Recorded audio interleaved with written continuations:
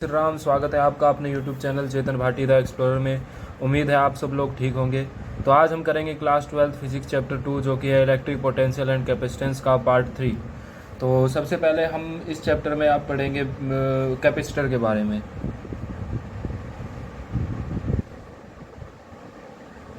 Capacitor, what is a capacitor? Capacitor के बारे में आपने सुन रखा होगा कि हमारे जो इलेक्ट्रिक अप्लाइंसेस में उन बहुत सारे अप्लाइंसेस में कैपेसिटर का यूज़ होता है। जैसे कि नॉर्मली एक पंखे में भी कैपेसिटर यूज़ होता है।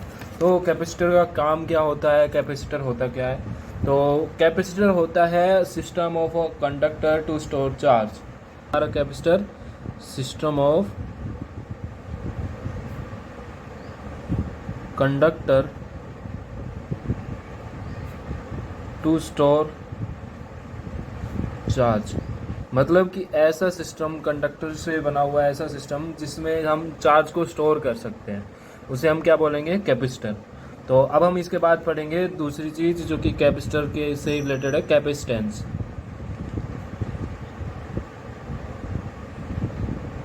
कैपेसिटेंस, ठीक है, जिसको सी से डिनोट करते हैं। तो कैपेसिटेंस का फॉर्मूला हमारा होता है C = Q/V।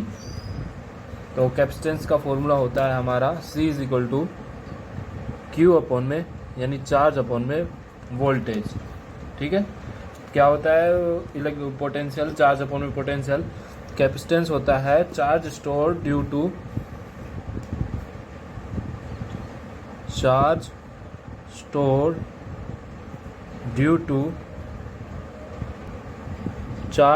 Due to potential difference in conductor. मतलब कि कंडक्टर में पोटेंशियल डिफरेंस जनरेट होने की वजह से जो चार्ज स्टोर होता है उसको हम क्या बोलते हैं? कैपेसिटेंस। C = Q/V। तो कैपेसिटेंस की यहाँ से हम ऐसा यूनिट में निकाल सकते हैं। चार्ज की क्या होती है? कूलम, और वोल्ट की V, वोल्टेज की V या पोटेंशियल की, तो यहाँ से आ जाएगा कूलम वोल्ट इनवर्स। ठीक है, या फेराड, इसकी ऐसा यूनिट फेराड भी है। ठीक है, चलिए अब आगे चलते हैं। तो हम पढ़ेंगे कैपेसिटर, दो तरह के कैपेसिटर के बारे में पढ़ेंगे अभी हम।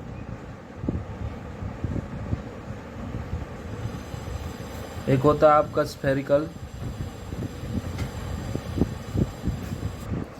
तो एक होता है हमारा स्फेरिकल,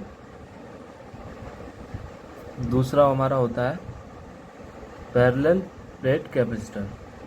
पैरेलल प्लेट कैपेसिटर हमारा इम्पोर्टेंट है, इसका यूज़ आगे भी होगा। तो स्फेरिकल में क्या होता है? एक स्फेयर टाइप होता है, जैसे नाम से ही पता चल रहा है, ये हमारा स्फेयर बन गया। ये एक आइसोलेटेड चार्ज होता है। ठीक है, तो आइसोलेटेड चार्ज की वजह से हमारा कैपेसिटेंस निकालते हैं हम। तो C = क्या होता है हमारा? Q/V। अब हमें पता है V = क्या होता है?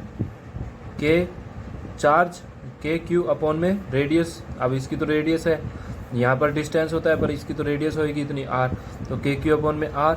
तो यहाँ से C = क्या आ जाएगा आपका? Q/, KQ, और ये R हमारा चला जाएगा ऊपर, Q से Q कैंसिल, तो बचेगा R/K, जो कि हमारे किसके बराबर आ जाएगा? 4πε0 R, क्योंकि 1/K किसके बराबर है? 4πε0 के बराबर है। ठीक है, तो अब हम चलते हैं पैरेलल प्लेट कैपेसिटर की तरफ, जो कि इम्पोर्टेंट है। तो पैरेलल प्लेट कैपेसिटर अब के बारे में हम पढ़ेंगे।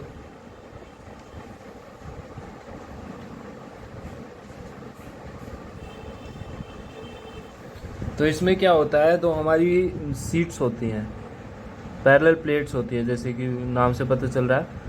तो दो हमारी पैरेलल प्लेट्स होंगी। ठीक है, ये मान लीजिए प्लेट 1, ये प्लेट 2। इस पर मान लीजिए आपका चार्ज है -Q, इस पर है +Q। ठीक है, तो अब हम सबसे पहले इसमें 3 पॉइंट लेंगे। सबसे पहला पॉइंट ले लेते हैं यहाँ, दूसरा यहाँ, तीसरा यहाँ। तो ये पॉइंट हम मानते हैं A, ये B, ये C। अब मान लीजिए -Q की वजह से जो इलेक्ट्रिक फील्ड लग रहा है वो है E1। ठीक है, और प्लस क्यू की वजह से लग रहा है E2। ठीक है, तो अब हम तीनों पॉइंट पे इलेक्ट्रिक फील्ड निकालते हैं। तो एट पॉइंट ए, ठीक है, हमारा क्या हो जाएगा, E1 इसको अपनी तरफ खींचेगा, क्योंकि हमें पता है कि माइनस चार्ज के लिए इलेक्ट्रिक फील्ड कैसी होती है, वो इलेक्ट्रिक फील्ड लाइन इनवर्ट की तरफ होती है। ये देखिए, माइनस चार्ज के लिए कैसी होती है, इनवर्ट की तरफ, इस तरफ अंदर की तरफ होती है। ठीक है, और प्लस के लिए इसके अपोजिट जस्ट आउटवर्ड, ये हमारी प्लस के लिए इलेक्ट्रिक फील्ड होती है। ये हमने पहले चैप्टर में पढ़ा है। ठीक है, तो इस पॉइंट पर E1 की डायरेक्शन किधर होगी, इधर, इधर होगी हमारी E1 की डायरेक्शन अंदर की तरफ, और E2 की डायरेक्शन किधर होगी, इधर, इधर हमारी होगी E2 की डायरेक्शन। तो यहाँ पर नेट E नेट कितना निकलेगा, E1 plus E2, E1 plus E2। अब हम देखते हैं कि E1 और E2 का मैग्नीट्यूड सेम है पर डायरेक्शन अलग है। तो मैं E1 is equal to E2 है, E1 is equal to E2 है, इनका मैग्नीट्यूड सेम है। तो अब हम देख रहे हैं कि E1 और E2 अपोजिट डायरेक्शन में है, तो मैं E2 की जगह E1 रख सकता हूँ। तो E1 पर यहाँ माइनस का साइन आ जाएगा क्योंकि ये अपोजिट डायरेक्शन में, तो माइनस E1, तो क्या आ जाएगा, इज इक्वल टू 0। तो यहाँ पर इलेक्ट्रिक फील्ड क्या होगा हमारा, 0। इसी तरह हमारा अब निकालते हैं हम एट पॉइंट सी। तो यहाँ पर क्या होगा, E1 इधर की तरफ होगा अभी भी इन्वर्ट की तरफ, और E2 की तरफ होगा बाहर की तरफ, एक दूसरे को कैंसिल कर देंगे। तो यहाँ पर भी क्या आ जाएगा, E net is equal to 0। ठीक है, तो अब हम निकालते हैं पॉइंट बी पर, एट पॉइंट बी। तो यहाँ पर हम देखते हैं E1 हमारा है इनवर्ट यानी इस तरफ। ठीक है, ये हो गया E1। अब E2 की डायरेक्शन भी इसी तरफ है, ये इसको आउटवर्ड होगा तो इसी की तरफ, तो E2 भी इसी की तरफ है। तो यहाँ पर क्या हो जाएगा, नेट E नेट क्या हो जाएगा हमारा, E1 प्लस E2, या मैं इसको लिख सकता हूँ E1 प्लस E1। ठीक है, तो हमने पहले चैप्टर में पढ़ा था, ये क्या है, एक तरह से सीट है। तो सीट की वजह से हमने पहले चैप्टर में पढ़ा था इलेक्ट्रिक फील्ड क्या होता था, सिग्मा अपॉन में 2 एप्सिलॉन नॉट होता था हमारा, सीट की वजह से इलेक्ट्रिक फील्ड हमने पढ़ा था पहले चैप्टर में। तो यहाँ पर मैं E की वैल्यू रख दूँ तो क्या आ जाएगा, सिग्मा अपॉन में 2 epsilon not plus sigma upon में 2 एप्सिलॉन नॉट, ये किसके बराबर आ जाएगा, सिग्मा अपॉन में एप्सिलॉन नॉट। तो एक पैरेलल प्लेट कैपेसिटर के मिड में यानी दोनों प्लेट्स के बीच में जो इलेक्ट्रिक फील्ड होगा वो किसके इक्वल होगा, सिग्मा अपॉन में एप्सिलॉन नॉट। अब हमें क्या चाहिए होता है, कैपेसिटेंस के फॉर्मूले में C is equal to Q upon में V। ठीक है, तो V हमें निकालना है, हमें क्या पता है, E पता है, हमें E पता है। तो हमें पता है कि E और V के बीच में एक रिलेशन होता है कि E इज इक्वल टू क्या होता है, dV अपॉन में dx होता है, dV अपॉन में dx होता है। तो यहाँ से V की वैल्यू क्या आ जाएगी, E dx आ जाएगी। dx क्या है, डिस्टेंस है। ठीक है, E कितना है हमारा, सिग्मा अपॉन में एप्सिलॉन नॉट। ठीक है, अगर मैं मान लूँ कि इन दोनों प्लेट के बीच का डिस्टेंस हमारा d है, इन दोनों के बीच का डिस्टेंस हमारा क्या है, d, तो यहाँ से V की वैल्यू क्या आ जाएगी, सिग्मा एप्सिलॉन नॉट इंटू में d, ये हमारी आ गई V की वैल्यू। तो अब हमें चाहिए क्या, C, तो C इज इक्वल टू क्या है, Q अपॉन में V, तो Q मतलब चार्ज अपॉन में V कितना है, सिग्मा d अपॉन में एप्सिलॉन नॉट किधर चला जाएगा, ऊपर की तरफ, तो क्या आ जाएगा हमारा Q epsilon not by sigma into में d। ठीक है, अब इसको आगे सोल्व करते हैं हम, एक मिनट। तो हमारा C का फॉर्मूला हमारा क्या आ चुका है, C इज इक्वल टू हमारा आ चुका है C का फॉर्मूला हमारा आ चुका है Q epsilon not by sigma into में d। ठीक है, अब हम क्या करते हैं, हमें पता है सिग्मा क्या होता है हमारा, सरफेस चार्ज डेंसिटी होती है, वो किसके इक्वल होती है हमारी, सिग्मा है चार्ज अपॉन में area, surface charge density charge upon में एरिया।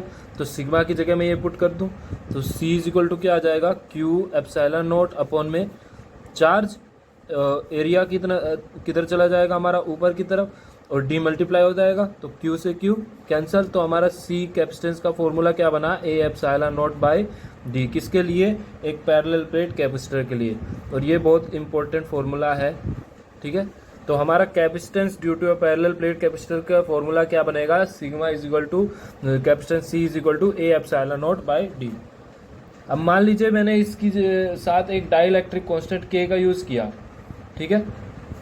तो इन मीडियम, पहले तो हमारा क्या था, उन दोनों प्लेट के बीच में मीडियम एयर था, ठीक है। अगर मैं कोई दूसरा मीडियम डाल दूं, ठीक है, जैसे पानी डाल दूं, वाटर डाल दूं या कोई दूसरा मीडियम डाल दूं जिसका डाई इलेक्ट्रिक कॉन्स्टेंट के है, तो वहाँ पर कैपेसिटेंस का फॉर्मूला क्या बनेगा, इन मीडियम